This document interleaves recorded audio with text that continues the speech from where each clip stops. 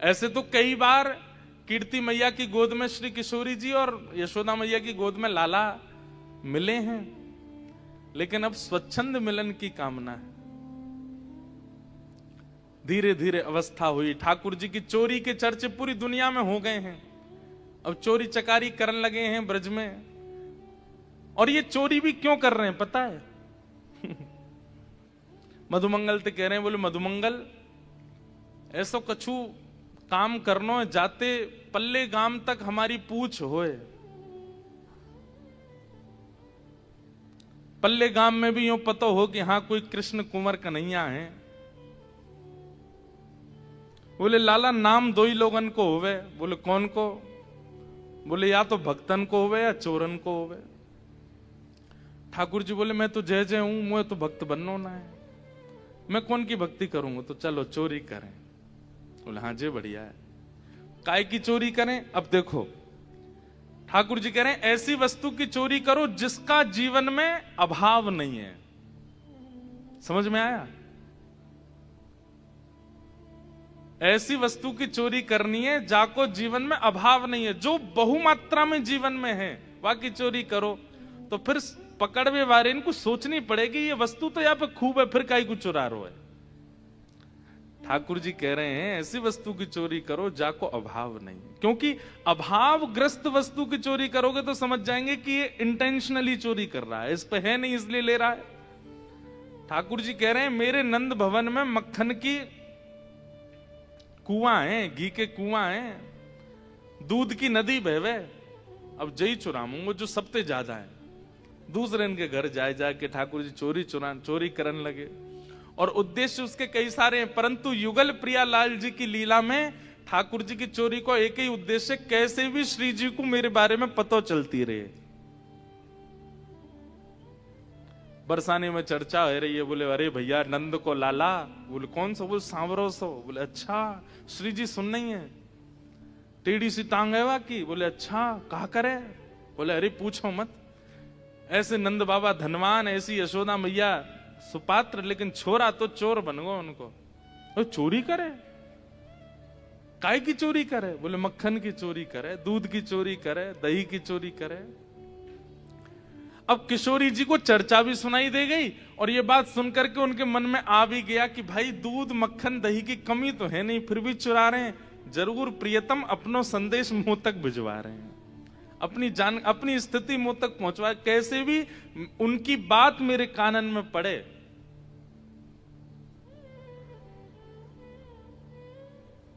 एक दिन प्रिया जी निकल पड़ी हैं, अब थोड़ा थोड़ा जान लगी हैं सखीन के संग बाहर। ये अष्ट सखियां हुई, अष्ट सखियों पर भी स्वच्छंद चर्चा हो सकती है। ऐसी ऐसी सखियां, पिछली बार जब 2 महीना पहले आए थे तो 1-2 सखियों पर मैंने यहां कुछ कहा था।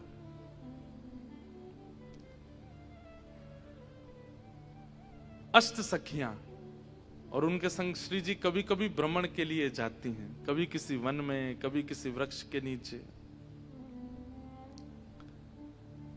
आहा, इतने में ही श्याम सुंदर भी यमुना तट पर पहुंचे हैं।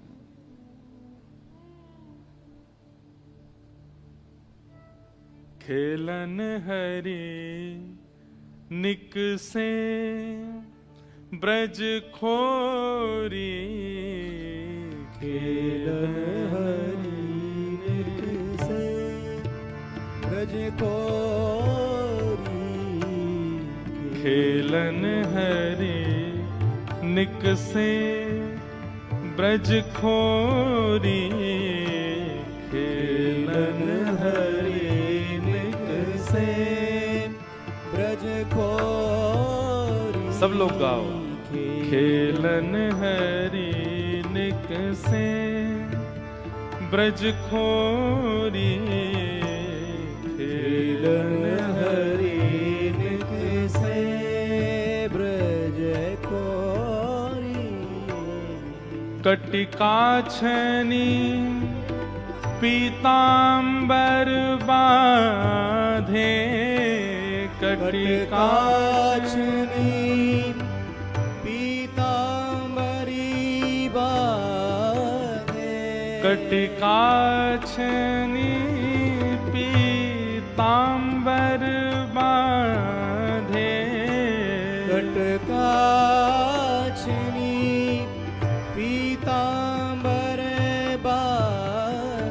हाँ कटिकाछनी पीतांबर बाधे, कटकाचनी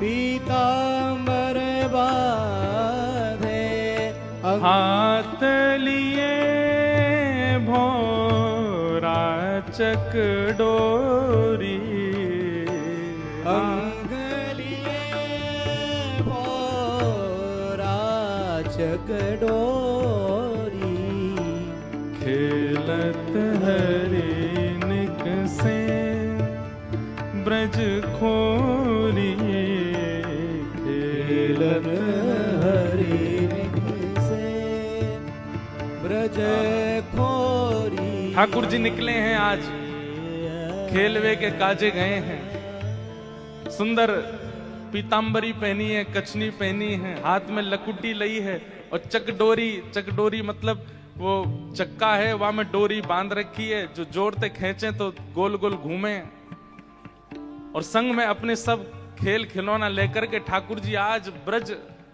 में खेलवे के काजे निकसे हैं। सुंदर चंदन लगा रखो है अपने तन पर, मुकुट पहन करके नहीं गए हैं आज, पाग बांधिए सिर पर। बंधुओं, कभी अगर आप मंदिर में वृंदावन में दर्शन करने जाते हैं और अगर ठाकुर जी का श्रृंगार मुकुट में हो तो ये बात माननी चाहिए, आज ठाकुर जी वन विहार को नहीं जाएंगे, क्योंकि मुकुट धारण करके ठाकुर जी श्रम करवे वन में नहीं जामे। ठाकुर जी तो मुकुट पहन के केवल प्रिया जी से मिलने जाते हैं। अगर ठाकुर जी ने पाग पहन रखी है, मुकुट नहीं है उसके ऊपर, तो समझो आज सखान के संग जावे वारे हैं। लेकिन अगर मुकुट पहन रखो है तो समझो ये खेलवे नहीं जाएंगे, गैया चराने नहीं, आज ये श्री जी से मिलवे जा रहे हैं। एक एक स्वरूप, एक एक लीला ठाकुर जी की उनके श्रृंगार में प्रतिबिंबित होती है। तो अगर पाग में कभी दर्शन हो, केवल पगड़ी पहन रखी है, उस पर मोती बांध रखे हैं, सिरपेच लगा रखा है, तो समझो आज ठाकुर जी गैया चरावे जाएंगे, सखान के साथ खेलेंगे। लेकिन यदि मुकुट दिखाई दे जाए, ठाकुर जी ने मुकुट धारण किया है, तो बस समझ जाइयो, मनी मन मुस्कुराए जाइयो, बोले आज तो श्री जी से मिलवे जामेंगे। घर से निकसेंगे गैया ने लेके, यशोदा मैया दिखावे के काजे, थोड़ी दूर जाके श्रीदामा देखेंगे, ए श्रीदामा चल तू गैया ने चरा के, मैं आ रहा हूं अभी, और वहीं बीच रास्ता थी चले जाएंगे श्री जी के पास। आप कहेंगे मुकुट पहन के क्यों जाते हैं श्री जी के पास?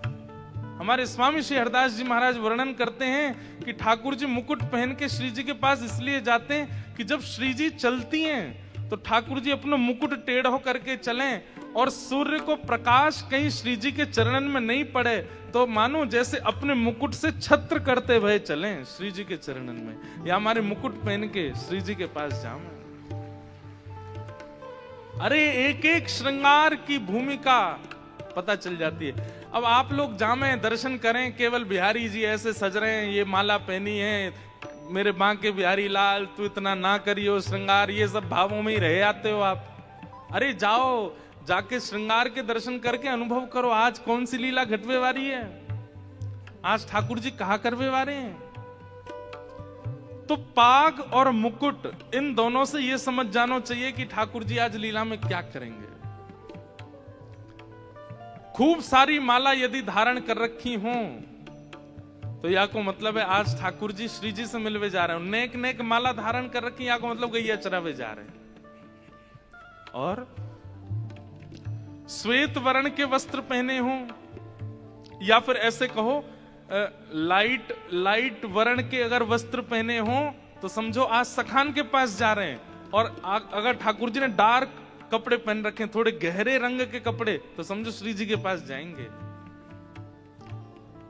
अरे एक एक स्वरूप, एक एक झांकी ठाकुर जी की प्रतिबिंबित करती है आज की लीला को।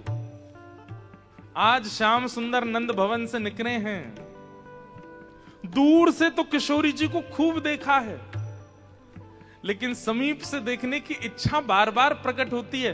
तो कभी वन में भ्रमण करते करते भी बरसाने की ओर देखते तो हैं कि कभी दिखेंगी समीप थे, कभी दिखेंगी पास थे। आज श्याम सुंदर निकले हैं। आहा,